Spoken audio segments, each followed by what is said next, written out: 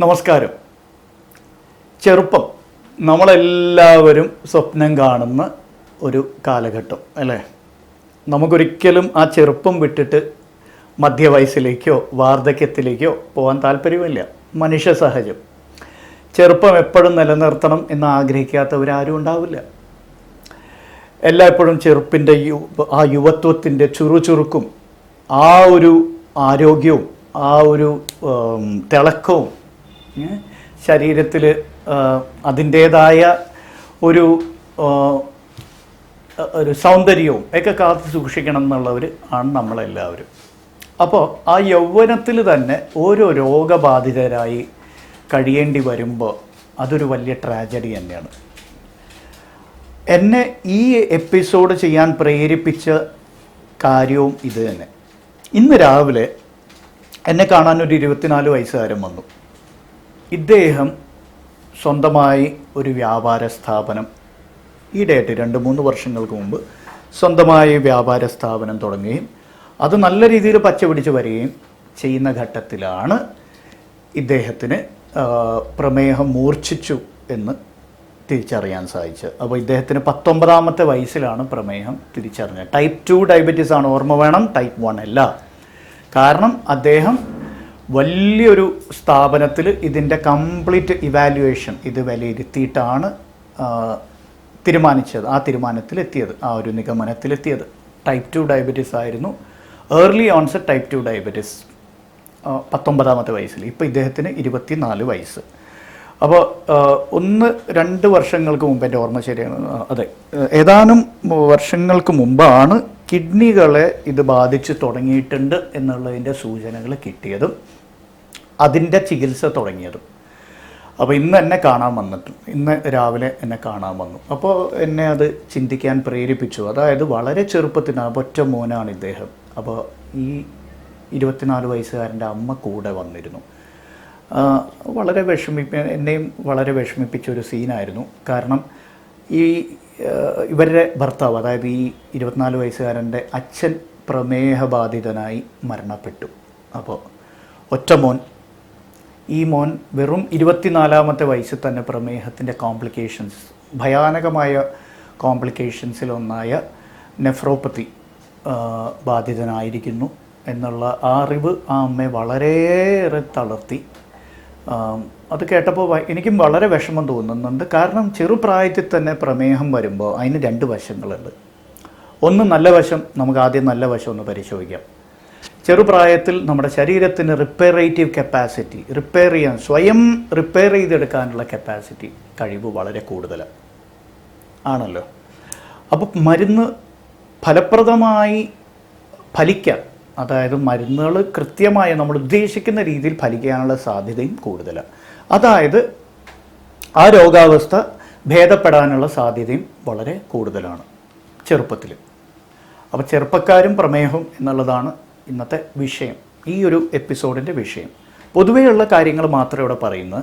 ഈ ഒരു പശ്ചാത്തലത്തിൽ, അതായത് ഇന്ന് രാവിലെ വന്ന് ഈ വളരെ ചെറുപ്രായക്കാരനായിട്ടുള്ള ഈ വ്യക്തിയുടെ പശ്ചാത്തലത്തിലാണ് ഞാനിത് പറയാൻ ഉദ്ദേശിക്കുന്നത്. അപ്പോൾ ഇവിടെ പോയിന്റ് എന്താണെന്ന് വെച്ചാൽ, ചെറുപ്പത്തിൽ ഇങ്ങനത്തെ കുറേ ഗുണങ്ങളുണ്ട്, എന്നാൽ ദോഷം ഉണ്ട് താനും, അതും പറയാറിന് വയ്യ. അതായത് ചെറുപ്പത്തിൽ നമുക്ക് എല്ലാവർക്കും ഒരു അഹങ്കാരം ഉണ്ടാവും. എനിക്ക് ചെറുപ്പമാണ്, ഞാൻ യുവാവാണ് അല്ലെങ്കിൽ യുവതിയാണ്. അപ്പോൾ അഹങ്കാരം ഉണ്ടാവും, എടുത്തിയാട്ടം ഉണ്ടാവും, കുറച്ചൊക്കെ താന്തോന്നിത്തരം ഉണ്ടാവും അല്ലേ.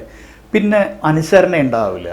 ഡോക്ടർ പറഞ്ഞാലും മുതിർന്നവർ പറഞ്ഞാലും അച്ഛൻ അമ്മ പറഞ്ഞാലും ആര് പറഞ്ഞാലും നമ്മൾ കേൾക്കാറില്ല. അനുസരണക്കേടാണ്. കാരണം ആ ചോരത്തളപ്പ്, ചെറുപ്പത്തിൻ്റെ ആ ചോരത്തളപ്പ് എന്നൊക്കെ പറയുന്നത് ശരിയല്ലേ പറഞ്ഞ്, നമ്മളെല്ലാവരും അത് അനുഭവിച്ചിട്ടുള്ളവരാണ്.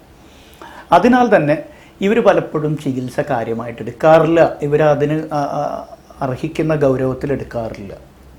അപ്പോൾ ആദ്യത്തെ കുറേ വർഷങ്ങളോളം ഇവർ ചികിത്സ കൃത്യമായിട്ട് ചെയ്യാത്തതിൻ്റെ ഫലമായിട്ട് പിന്നീട് ഞാനൊരു വേറൊരു എപ്പിസോഡിൽ മെറ്റബോളിക് മെമ്മറിയെക്കുറിച്ച് പറയുകയുണ്ടായി. നിങ്ങളിൽ ചിലരെങ്കിലും അത് കണ്ടു കാണും. അപ്പോൾ ആദ്യഘട്ടങ്ങളിൽ എങ്ങനെയാണോ നമ്മൾ അതിനെ ചികിത്സിക്കുന്നത്, അതിൻ്റെ ഫലമാണ് പിന്നീട് നമ്മൾ അനുഭവിക്കുന്നത്.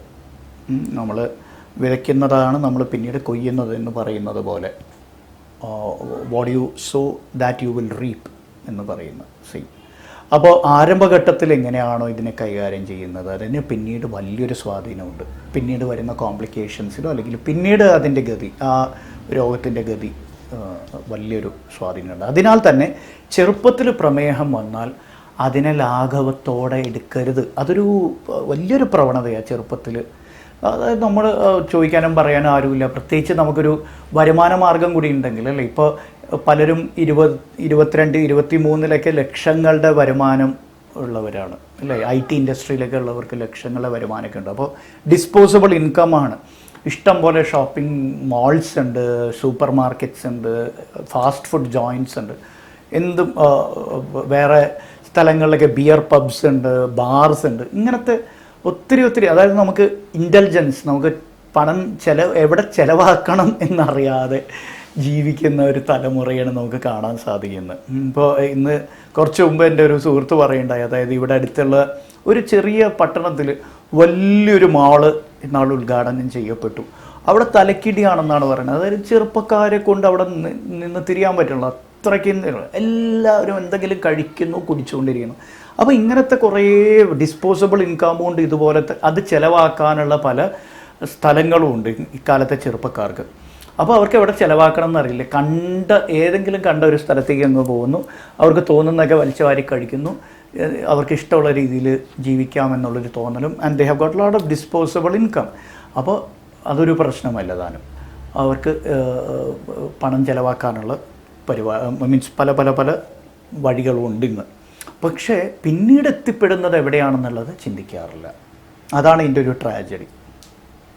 അപ്പോൾ പ്രത്യേകിച്ച് ഫാമിലി ഹിസ്റ്ററി ഉള്ളവർ എന്ത് കഴിക്കണം, അവരെന്ത് കഴിക്കുന്നു, എന്ത് കുടിക്കുന്നു എന്നുള്ളത് വളരെ സൂക്ഷിച്ച് വേണം തീരുമാനിക്കാൻ.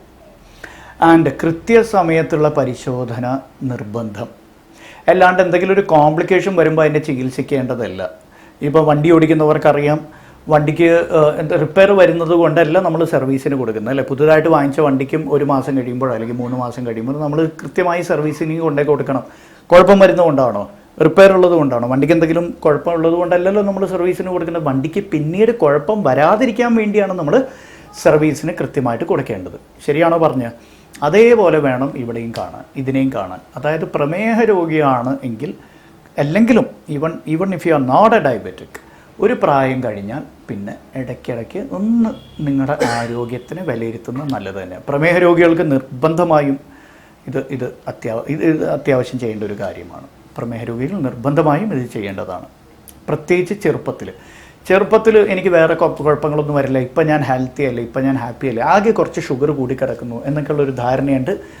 ഞാൻ ഓരോ എപ്പിസോഡിലും പറയാറുണ്ട്, ഇവിടെയും ഞാൻ ആവർത്തിക്കുകയാണത്. കേട്ടിരിക്കുന്നവർക്ക് ബോറടിക്കുന്നുണ്ടെങ്കിൽ സാധാരണ ക്ഷമിക്കുക.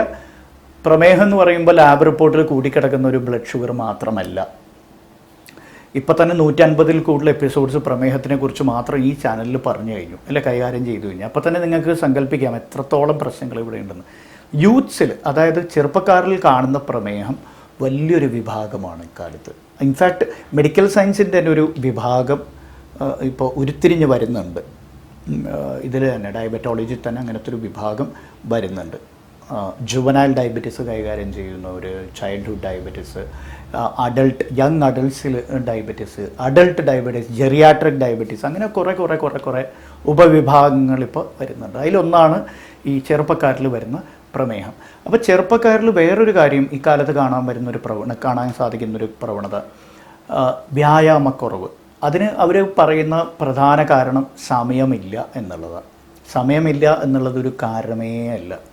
നമുക്കെന്തെങ്കിലും ഒരു കാര്യം ചെയ്യണമെന്നുണ്ടെങ്കിൽ അതിന് സമയം കണ്ടെത്താൻ ആർക്കും സാധിക്കും. സ്വന്തം ശരീരത്തിനും സ്വന്തം ആരോഗ്യത്തിനും വേണ്ടി 10-15 മിനിറ്റ് നിങ്ങൾക്ക് കണ്ടെത്താൻ സാധിക്കുന്നില്ല എന്നൊക്കെ പറഞ്ഞാൽ ഒരിക്കലും അംഗീകരിക്കാൻ പറ്റാത്തൊരു കാരണമാണ്. അത് എത്ര തിരക്കുള്ളവനാണെന്ന് അവകാശപ്പെടുന്നവനാണെങ്കിലും ശരി, സ്വന്തം ശരീരത്തിന് 10-15 മിനിറ്റ് നിങ്ങൾക്ക് കണ്ടെത്താൻ സാധിക്കും, ഉറപ്പാണ്. പക്ഷെ അതിനുള്ള മനസ്സ് വേണം. ചെറുപ്പക്കാർക്ക് ഇത് വളരെ പ്രധാനപ്പെട്ട ഒരു കാര്യമാണ്. വേറെ എല്ലാത്തിനും നിങ്ങൾ സമയം കണ്ടെത്തുന്നുണ്ട്. സ്വന്തം ആരോഗ്യത്തിന് വേണ്ടി ഒരു 10-15-24 മണിക്കൂറിൽ 10-15 മിനിറ്റ് കണ്ടെത്തുന്നത് ഒരു ബുദ്ധിമുട്ടുള്ള വിഷയമേ അല്ല. ഓൾറൈറ്റ്. പിന്നെ നല്ല ഉറക്കം, അതിനെക്കുറിച്ച് നമ്മൾ വേറൊരു എപ്പിസോഡിൽ പറയേണ്ടായി, ഞാനിവിടെ ആവർത്തിക്കാൻ ആഗ്രഹിക്കുന്നില്ല.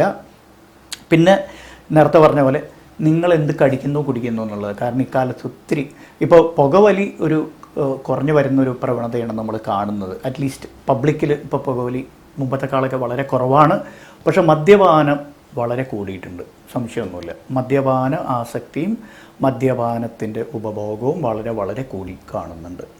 അത് ആക്ച്വലി ഇപ്പോൾ അതിനൊരു സോഷ്യൽ സാങ്ഷനും കൂടി വന്നിട്ടുണ്ടെന്ന് വേണം കരുതാൻ. ഒരു 10-15 വർഷം മുമ്പ് അങ്ങനത്തെ ഒരു സോഷ്യൽ സാങ്ഷൻ ഉണ്ടായിരുന്നില്ല. മദ്യപിക്കുന്നത് എപ്പോഴും ലജ്ജിക്കേണ്ട ഒരു കാര്യമായിട്ടാണ് പണ്ട് കണ്ടുകൊണ്ടിരുന്നതെങ്കിൽ ഇക്കാലത്ത് ഒരു പ്രസ്റ്റീജ് ഇഷ്യൂ ആയിട്ട് കാണുന്ന ചില വിഭാഗം ആൾക്കാരെങ്കിലും ഉണ്ട്. അതൊരു വളരെ വളരെ ബാലിശമായ ഒരു കാഴ്ചപ്പാടാണ്. അതായത് മദ്യം ഒരിക്കലും ഒരു പ്രസ്റ്റീജ് ഇഷ്യൂ അല്ല. മദ്യം അപകടം തന്നെയാണ്, സംശയമില്ല. പ്രത്യേകിച്ച് പ്രമേഹ രോഗികൾക്ക് മദ്യം അപകടം തന്നെയാണെന്ന് പ്രമേഹ രോഗികൾ കാണുന്നുള്ളതിൽ യാതൊരു തർക്കവും വേണ്ട. അതിനെന്ത് ന്യായീകരണം ആരെങ്കിലും പറയാൻ തുടങ്ങിയാലും അതിലൊന്നും ഒരർത്ഥമില്ല. അപ്പോൾ അത് നിയന്ത്രിക്കേണ്ട വേറൊരു ഘടകമാണ്. പിന്നെ പിരിമുറുക്കം. ഇക്കാലത്തെ ചെറുപ്പക്കാരിൽ വലിയൊരു പ്രശ്നമാണ് ടെൻഷൻ. തൊട്ടതിനും പിടിച്ചതിനും ടെൻഷനാണ്.